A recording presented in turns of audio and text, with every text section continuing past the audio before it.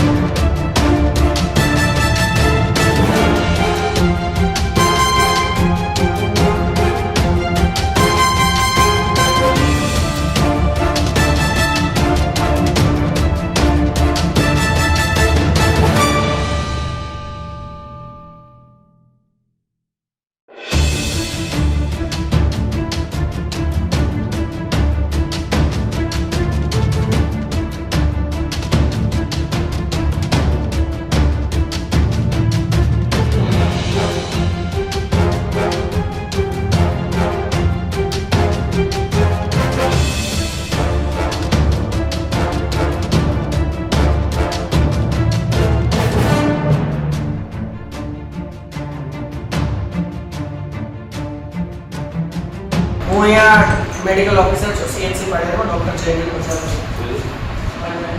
અને સાહેબ આ એક્સિડન્ટ શું કહેવાનું?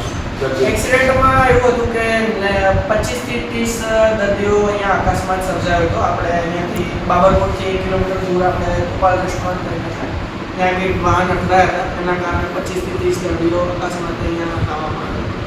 અહીંયાથી બસ શું રિપોર્ટ કરવામાં આવ્યા? એમાં એવું હતું કે જે સંખ્યા જાજી હતી એટલે 5 થી 6 જેવા અમે આગળ બોટાદ મોકલે સારવાર માટે, જેમને હાડકાની થોડી તકલીફ હતી, માથામાં કોઈ જામ એવી તકલીફ હતી. બાકી ઘણા બધાની સારવાર અહીંયા કરી નાખતા. આમાં એવું જાણવા મળે છે કે એ ભાવનગર પણ રિપોર્ટ કે ભાવનગર અહીંયાથી અમે રેફર નથી કર્યા, બોટાદથી રેફર કર્યા હોત તો ભલે, પણ અમારે અહીંયાથી પહેલાં અમે બોટાદ જ રેફર કર્યા. અને સાહેબ અત્યારે બે નામ શું છે? હા, એટલે અત્યારે 2 અહીંયા ડેડ બોડી આપેલ છે. એક મુકેશભાઈ બુધાભાઈ ગોહિલ અને અલ્પેશભાઈ વસાણી. એટલે એમની બધી કાર્યવાહી કરવાની બાકી છે. આપનો પરિચય શું નામ? મારું નામ જેસાભાઈ ધીરુભાઈ, ગામ ઉમરાળા. તમને એક્સિડન્ટ બાબતે તમને શું જાણવા મળ્યું? અત્યારે એક્સિડન્ટ થયું હતું અને એ મારા ભાઈ હતા, પોતે શેઠ હીરાનું કારખાનું ચલાવતા હતા. એમાં છોકરીઓને ફરવા લઈ ગયા હતા.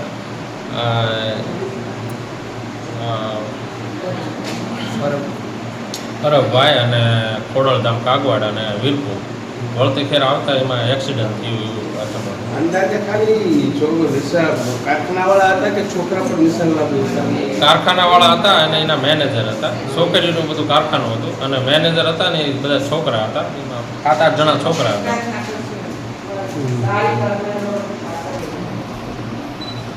ફરી વખત આપો પરિચય.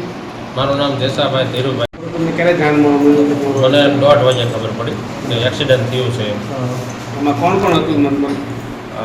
મૃત્યુમાં મુકેશભાઈ બુધાભાઈ ગોહિલ અને અલ્પેશભાઈ પશુભાઈ વસાણી. અચ્છા, એટલે અંદાજે કેટલા જણા અંદાજે તમને ખ્યાલ હતો? અંદર 50-60 જણા હતા.